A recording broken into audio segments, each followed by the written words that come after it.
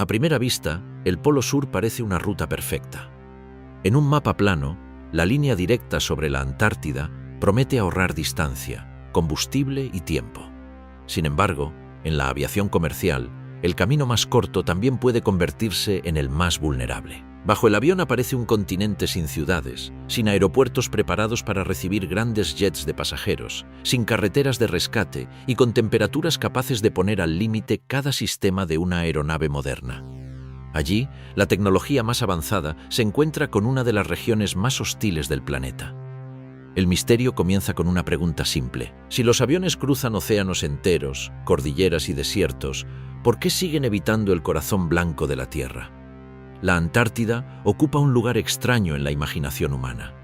Desde lejos parece una masa inmóvil, una superficie blanca donde nada cambia. Desde el aire puede parecer un continente fácil de cruzar, sin tráfico, sin tormentas tropicales, sin fronteras congestionadas y sin ciudades que obliguen a desviar rutas. Pero esa aparente simplicidad es precisamente su trampa. La Antártida es el continente más frío, más seco, más ventoso y más aislado del planeta. También es el continente con mayor elevación media, porque gran parte de su superficie visible es una inmensa cúpula de hielo apoyada sobre tierra firme. En las rutas aéreas comunes, un avión comercial siempre forma parte de una red. Hay aeropuertos alternativos, radares, controladores, equipos de emergencia, talleres, pistas iluminadas, vehículos contra incendios y hospitales a una distancia razonable. Sobre el Polo Sur, esa red se adelgaza hasta casi desaparecer. El avión puede seguir volando con normalidad, pero su margen de seguridad se vuelve mucho más estrecho. Una falla manejable en otra parte del mundo puede transformarse allí en una emergencia extrema. La aviación moderna se basa en una regla fundamental. Cada ruta debe tener un plan de escape. Un avión de pasajeros puede cruzar el Atlántico, el Pacífico o el Ártico porque la ruta se diseña alrededor de aeropuertos alternativos capaces de recibirlos si algo falla. La planificación incluye el combustible, la meteorología, el rendimiento de los motores, la altitud, el estado de las pistas cercanas y la capacidad de rescate. Incluso cuando un avión parece perdido sobre el océano, su trayectoria suele estar calculada para permanecer dentro de un radio de desviación aceptable. En la Antártida interior, esa lógica se rompe. El Polo Sur geográfico está rodeado por miles de kilómetros de hielo. Las pistas existentes pertenecen principalmente a operaciones científicas, militares o logísticas. Muchas funcionan solo durante parte del año. Varias requieren aeronaves con esquíes, equipos especiales o preparación polar. El aterrizaje de un gran avión comercial en una pista antártica no depende únicamente de la longitud del terreno. También exige una superficie capaz de soportar el peso, equipos para atender la aeronave, combustible adecuado, asistencia médica, protección contra incendios, alojamiento de emergencia y capacidad para evacuar a cientos de personas. Un aeropuerto alternativo en aviación comercial representa mucho más que una franja donde tocar tierra. Debe permitir que un avión llegue, aterrice, se detenga, sea atendido y, en muchos casos, vuelva a despegar. En el interior antártico, cada uno de esos pasos se vuelve complejo. El hielo puede parecer sólido como concreto, pero su comportamiento cambia con la temperatura, la presión, el viento y el movimiento del glaciar. Una pista sobre nieve compactada exige mantenimiento constante. Una pista de hielo azul puede soportar ciertas aeronaves, pero sigue dependiendo de condiciones muy específicas. Una grieta bajo la superficie puede convertir una zona aparentemente segura en una trampa invisible. Por eso la pregunta central no es si un avión puede cruzar el Polo Sur en condiciones ideales. La pregunta real es ¿qué ocurre cuando deja de estar en condiciones ideales? La historia de la aviación muestra que los vuelos seguros se construyen pensando en la falla, no en la perfección. Un motor puede perder potencia. Una cabina puede despresurizarse. Un pasajero puede sufrir una emergencia médica. Un sistema eléctrico puede presentar una anomalía. Un parabrisas puede dañarse. Un cálculo meteorológico puede cambiar por completo en pocas horas. Sobre una zona densamente conectada, la tripulación dispone de opciones. Sobre el centro de la Antártida, las opciones se reducen de forma dramática. Durante décadas, las regulaciones internacionales obligaron a prestar atención especial a los vuelos que se alejaban de aeropuertos adecuados. En los primeros tiempos de la aviación comercial con aviones bimotores, existía una limitación muy estricta. Mantener la aeronave dentro de una distancia que permitiera llegar a un aeropuerto alternativo en un tiempo relativamente corto si un motor fallaba. Con el avance tecnológico, los motores se volvieron mucho más confiables y las reglas evolucionaron hacia esquemas de operación extendida. Aún así, el principio siguió intacto. Cuanto más lejos se encuentra un avión de un aeropuerto preparado, más exigente se vuelve la autorización de esa ruta. El Polo Sur crea un problema único porque el mapa ofrece muy pocos puntos útiles.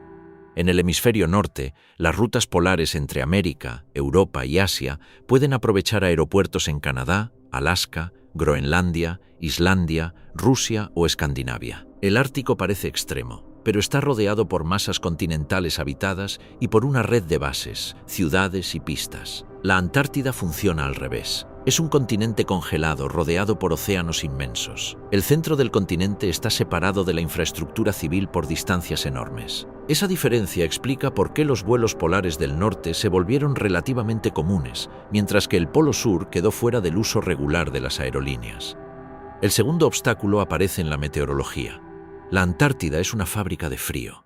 En invierno, las temperaturas del interior pueden descender por debajo de los 60 grados bajo cero. Incluso en verano, el frío extremo domina grandes regiones.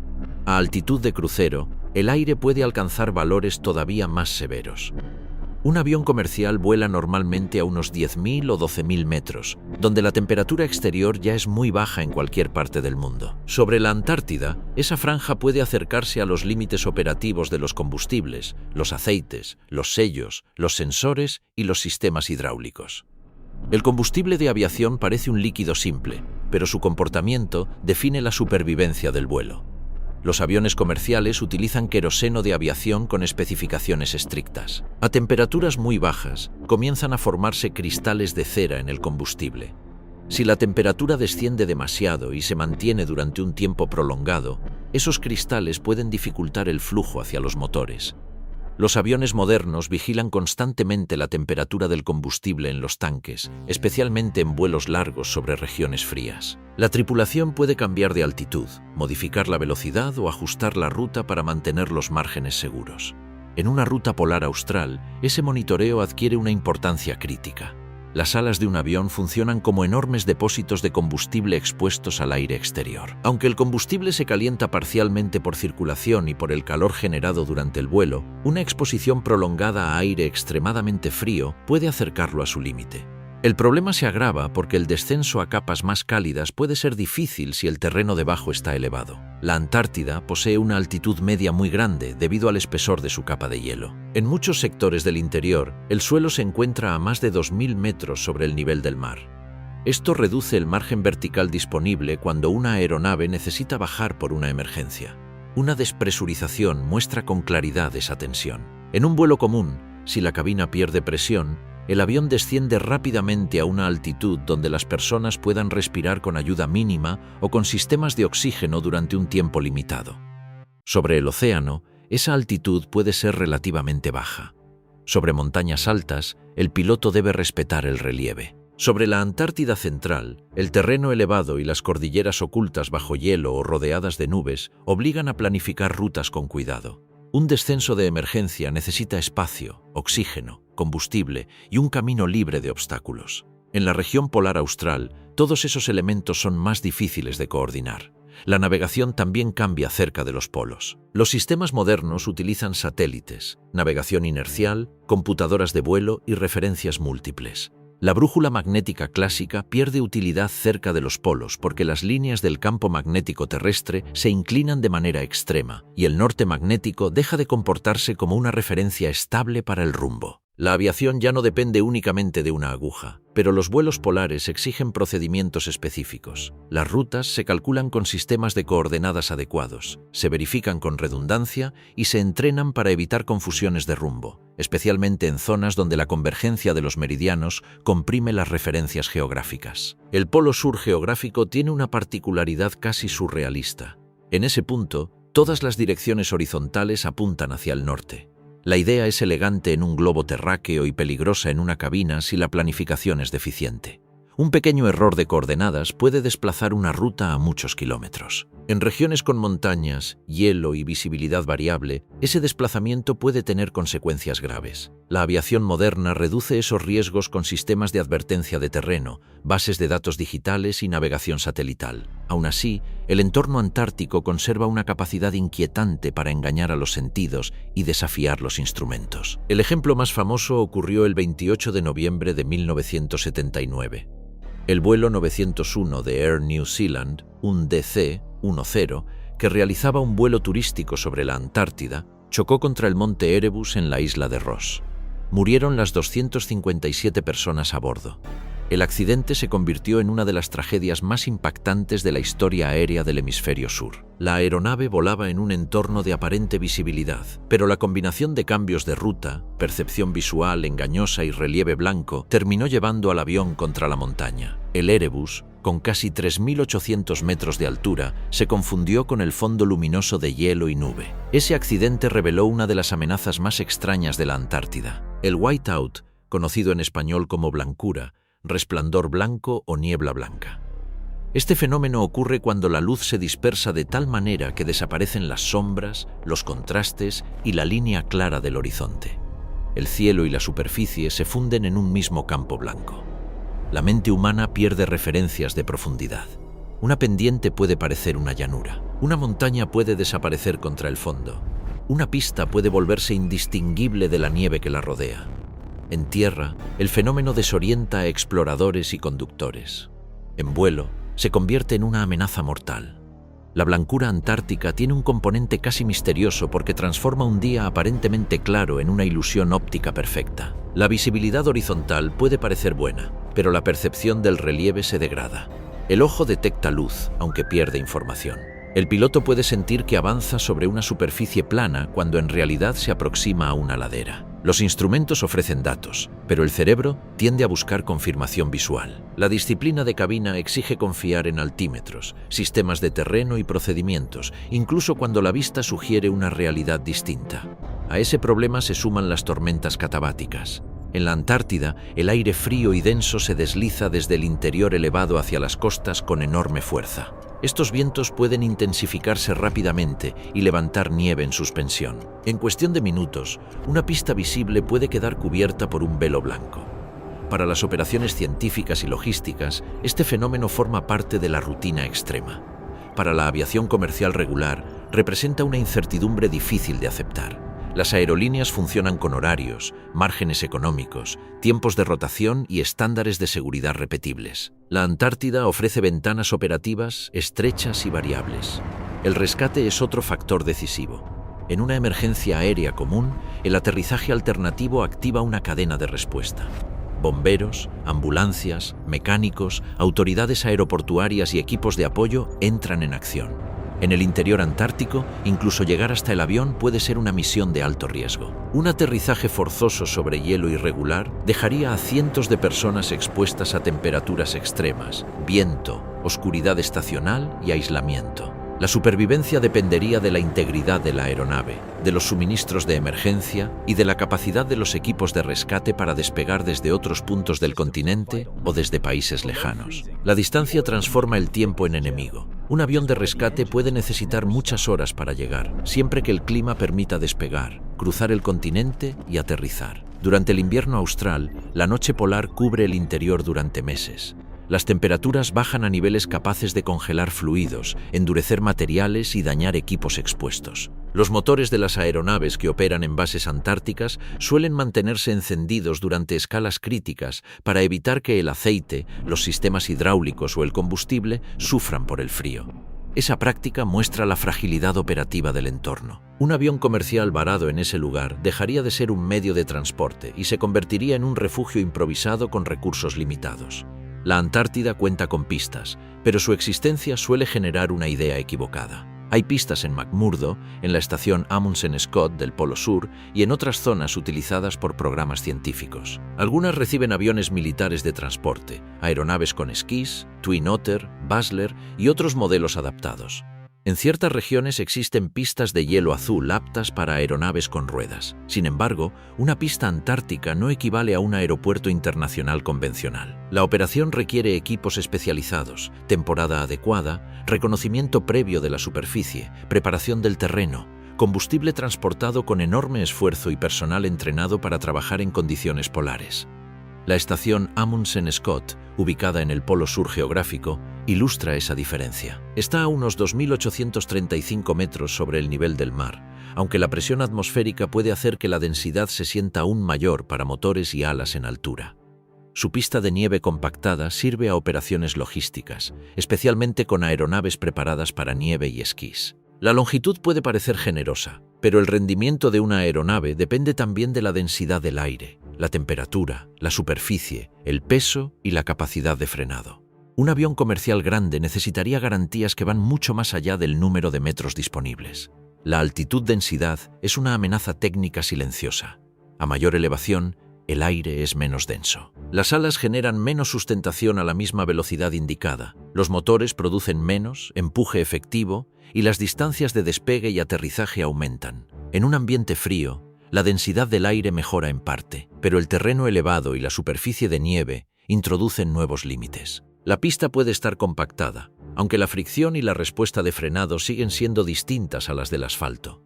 Un pequeño margen perdido durante el aterrizaje puede arrastrar la aeronave hacia nieve blanda, hielo irregular o zonas sin mantenimiento. También está el problema del peso. Un avión de pasajeros de largo alcance despega con decenas de toneladas de combustible. Si debe desviarse hacia una pista remota, puede llegar con un peso todavía considerable. Las pistas sobre nieve compactada o hielo deben soportar cargas distribuidas por el tren de aterrizaje. La presión sobre cada rueda puede ser enorme. Las aeronaves diseñadas para operaciones polares reparten cargas, usan esquíes o trabajan con perfiles de misión adaptados. Un gran jet comercial carece de esa flexibilidad. Aunque pudiera tocar tierra, quedaría expuesto a la falta de equipos adecuados para remolque, mantenimiento, combustible y evacuación. La economía también empuja las rutas lejos del Polo Sur. Las rutas aéreas comerciales existen donde hay demanda. El hemisferio sur tiene menos población, menos ciudades grandes en latitudes extremas y menos pares de destinos que ganen tiempo real cruzando el corazón de la Antártida. Un vuelo entre Australia y Sudamérica puede acercarse a latitudes australes, pero la ruta práctica suele equilibrar vientos, aeropuertos alternativos, costos, permisos, combustible y seguridad. El círculo máximo puede parecer atractivo sobre un globo, aunque el ahorro desaparece cuando la aeronave debe cargar más combustible, cumplir regulaciones polares, entrenar tripulaciones, instalar equipos adicionales y aceptar un riesgo operacional mayor. La comparación con el Ártico resulta reveladora. Muchas personas se preguntan por qué los aviones vuelan sobre el Polo Norte y evitan el Polo Sur. La respuesta está en la geografía humana. El Ártico conecta regiones densamente pobladas del hemisferio norte: Norteamérica, Europa y Asia. Un vuelo entre Nueva York y Hong Kong, entre Londres y Tokio o entre Chicago y Pekín puede beneficiarse de rutas polares del norte. Además, la zona está rodeada por aeropuertos alternativos y territorios habitados. El Polo Sur, en cambio, está rodeado por un continente sin población permanente civil y por océanos que separan grandes masas urbanas. La ruta no ofrece el mismo beneficio comercial. El viento añade otra capa. Las rutas aéreas se diseñan mirando el planeta tridimensional, no una línea estática en un mapa. Las corrientes en chorro pueden acelerar o frenar un avión durante horas. Un camino más largo con viento favorable puede ser más rápido y eficiente que un atajo con viento contrario. En latitudes australes, los vientos pueden ser intensos y persistentes. Una planificación deficiente puede consumir reservas de combustible con rapidez. En regiones donde los aeropuertos alternativos son escasos, esa pérdida de margen se vuelve crítica. El combustible no es solo energía para llegar al destino, es tiempo de decisión, capacidad de espera y posibilidad de desviación. La aviación ha conocido incidentes donde el viento contrario convirtió una ruta polar o subpolar en una prueba límite. En esas regiones, el punto de no retorno adquiere una importancia enorme. Antes de ese punto, la aeronave puede regresar al origen o dirigirse a un alternativo anterior. Después, debe seguir hacia adelante. Si el viento real es peor que el previsto, el combustible restante empieza a comprimirse contra el reloj. La tripulación calcula, recalcula y ajusta la altitud o velocidad. En una zona con muchas pistas cercanas, el problema se maneja con más opciones. Cerca de la Antártida, cada opción puede estar a cientos o miles de kilómetros. Las comunicaciones también exigen procedimientos especiales. En muchas rutas oceánicas y polares, la cobertura de radio VHF convencional desaparece porque depende de la línea de vista. Los aviones usan comunicaciones por satélite o radio de alta frecuencia.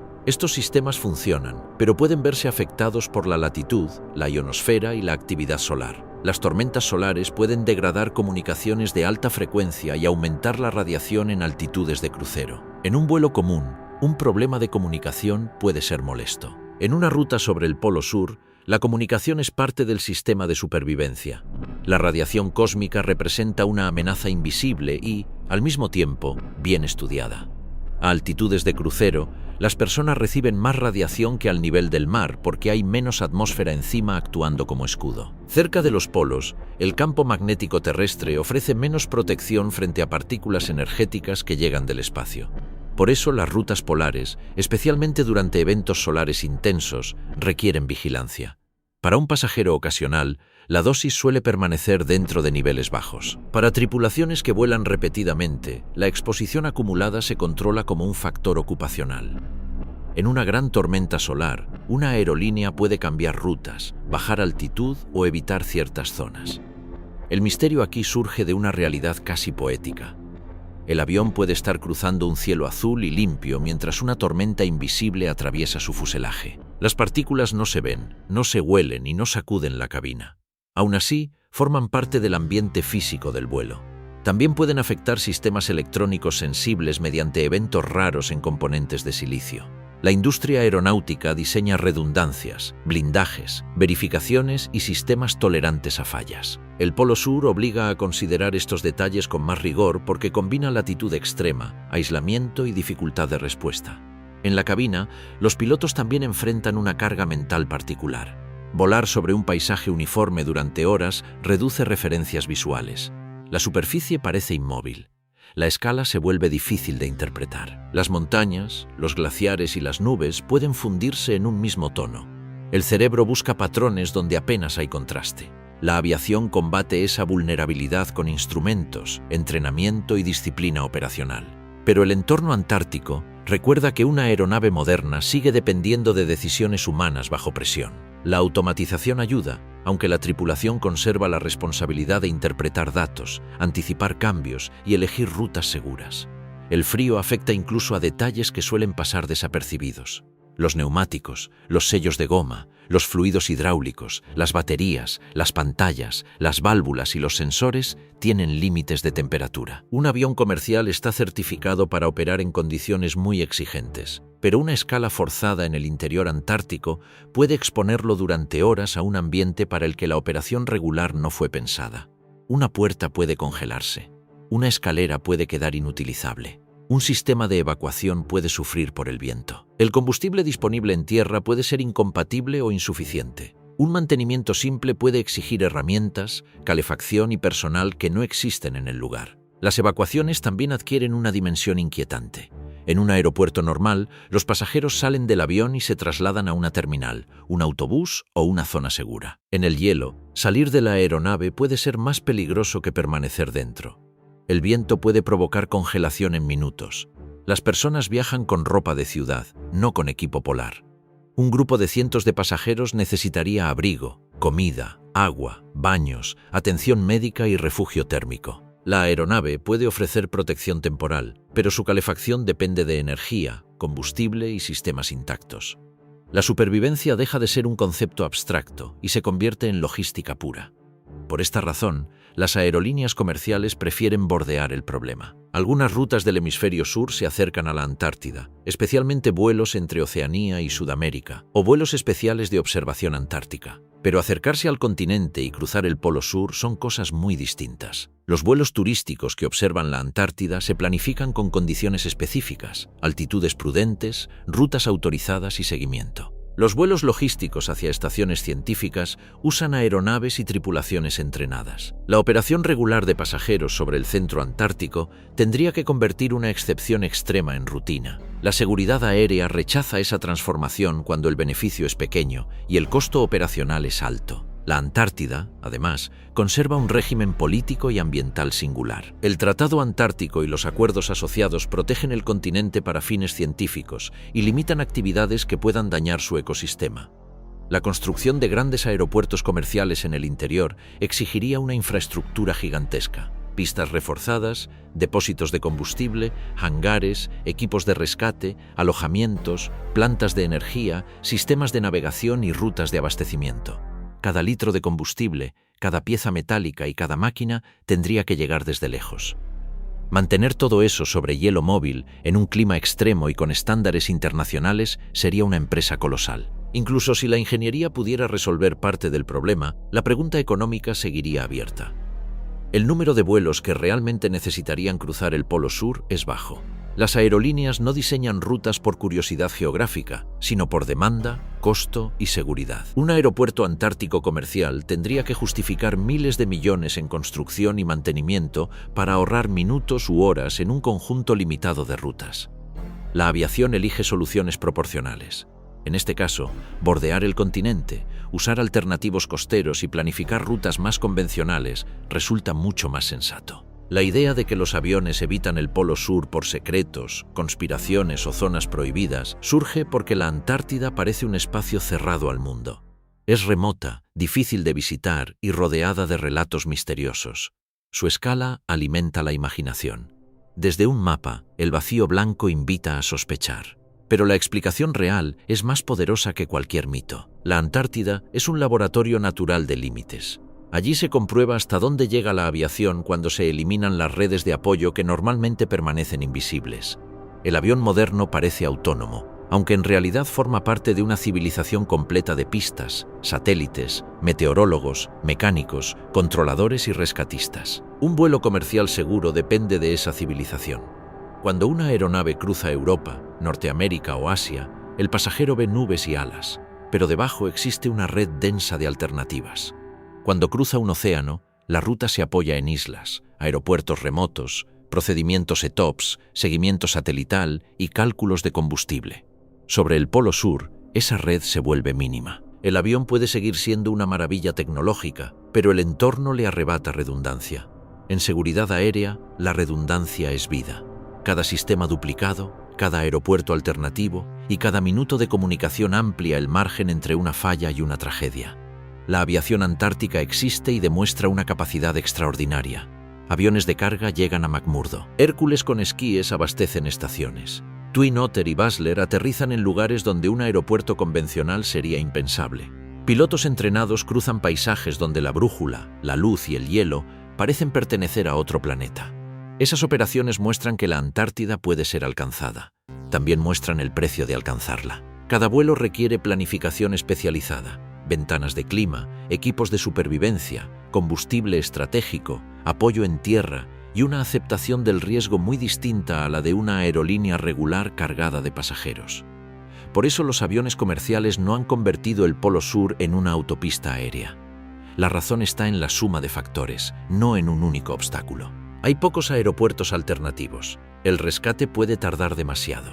El frío amenaza combustible y sistemas. La altitud del continente reduce márgenes. La meteorología cambia con violencia.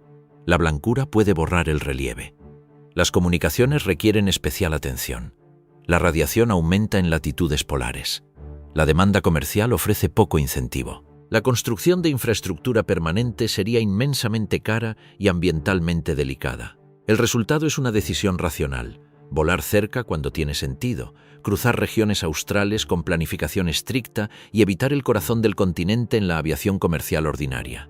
La ruta más segura no siempre coincide con la línea más recta. En los mapas de las aerolíneas, la seguridad pesa más que la geometría. Cada desvío aparente puede representar un aeropuerto alternativo más cerca, una mejor comunicación, un clima más favorable o una posibilidad real de rescate. El Polo Sur seguirá ejerciendo una fascinación especial porque simboliza el límite. Es un punto donde todos los meridianos se encuentran, donde la noche puede durar meses y donde el silencio alcanza dimensiones continentales.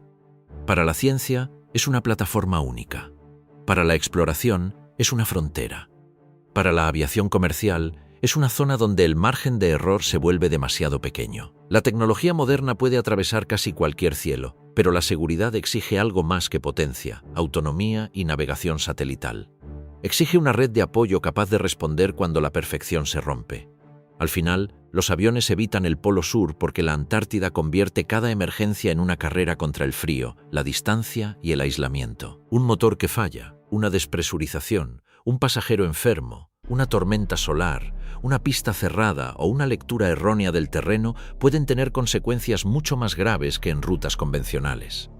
La ausencia de ciudades y aeropuertos no es un detalle del paisaje, es el verdadero centro del problema. El continente blanco permanece allí, inmenso, silencioso y brillante, como una zona donde la Tierra todavía impone sus propias reglas.